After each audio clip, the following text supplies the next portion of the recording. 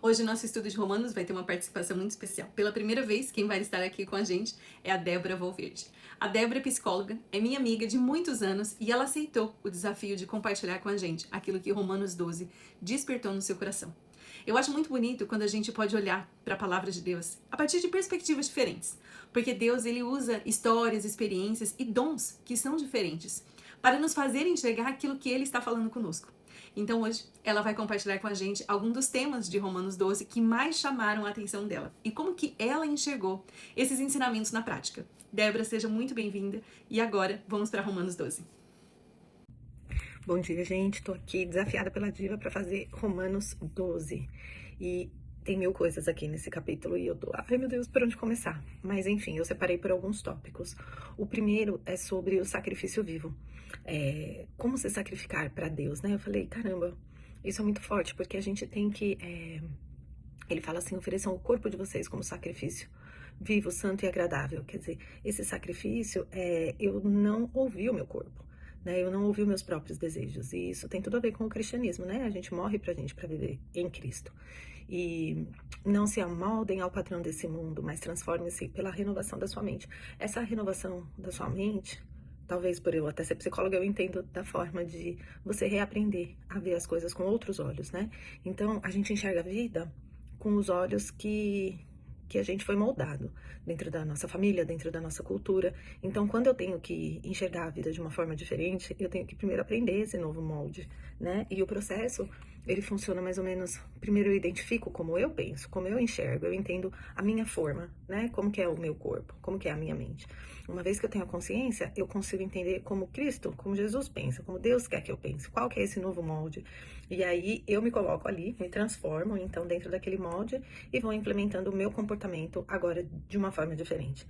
Então eu começo a enxergar o mundo de uma forma completamente diferente quando eu me converto a pensar como Cristo, né? Então a transformação da mente, eu acho que é muito isso, é você entender as novas verdades, entender os novos valores e começar a enxergar a vida com esse novo olhar, com essa, né? E tudo que você coloca à sua mente, você acaba sentindo e se comportando em relação àquilo, né? Que o sentimento é o combustível do seu comportamento. Então, essa transformação da mente, eu acho que é entender que somos filhos de Deus. E esse é um valor muito forte, que quando atribuído, eu acho que muda toda a nossa vida. Né? E aí também fala sobre o corpo de Cristo, né? Assim, em Cristo, nós que somos muitos, formamos um só corpo, e cada membro está ligado a todos os outros. Então, é entender dentro dessa nova forma quem somos nós, quais são os nossos dons, como que a gente pode ser a melhor versão de nós mesmos dentro daquilo que Deus nos criou. Então, não tentar me moldar para ser a melhor pessoa do louvor, por exemplo, que eu seria um desastre, porque eu não canto bem, mas, ou tentar ser uma missionária, ou tentar ser aquilo que eu vejo dentro da igreja, que eu admiro que faz sucesso. Em vez de fazer isso, eu tentar entender que parte do corpo sou eu, e, né, me transformar para ser a melhor versão de mim mesma, com tudo que Deus me criou, com os dons que Ele me deu. Então, o apóstolo Paulo fala sobre isso, né? Quem tiver que ensinar, ensine. Quem for de encorajar, que assim o faça. Faça aquilo, entenda, descubra quem você é, né? E faça aquilo. E depois, dentro dessa transformação, eu acho muito legal que ele fala sobre o amor em ação. Porque essa transformação vai te deixar muito próximo a uma versão cheia de amor, né? E aí ele fala assim, façam tudo para que vocês vivam em paz com as pessoas, né? E sejam bons. Não tá falando sintam paz, ou sintam bondade, ou sintam nada. Ele está falando seja. E isso para mim é a grande sacada, porque tem uma grande diferença entre você sentir e você ser, né? Muitas vezes a gente tá bravo, a gente tá frustrado, mas a gente ainda assim pode escolher ser bom, né? A gente não controla o que sente, a gente não controla como que a gente reage na vida, né? Com as coisas, mas a gente escolhe sim como que a gente se comporta em relação à vida e às pessoas, né? E o último versículo, ele fala, se o seu inimigo tiver fome, dele de comer. Eu falei, uau, que incrível, né? Durante a vida, assim, a gente tem que também estar sempre transformando a nossa mente em relação a isso. Porque a gente não quer tratar o nosso inimigo bem, né? Dentro dos nossos corações. Porque são pessoas que normalmente fizeram mal pra gente. Então a gente tem aquela sede de justiça.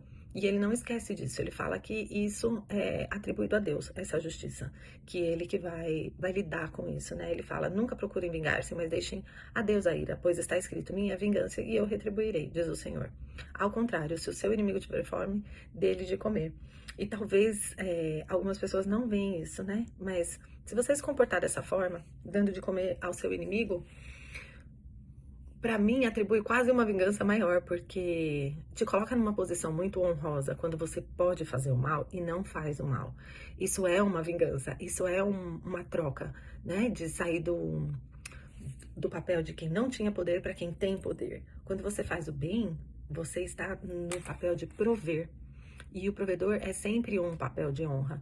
Então, ele está falando, assuma, né? Transforme sua mente, assuma esse papel de honra, que agora nós somos provedores do bem. A gente não é mais aquela pessoa vítima recebendo o bem. A gente está provendo o bem.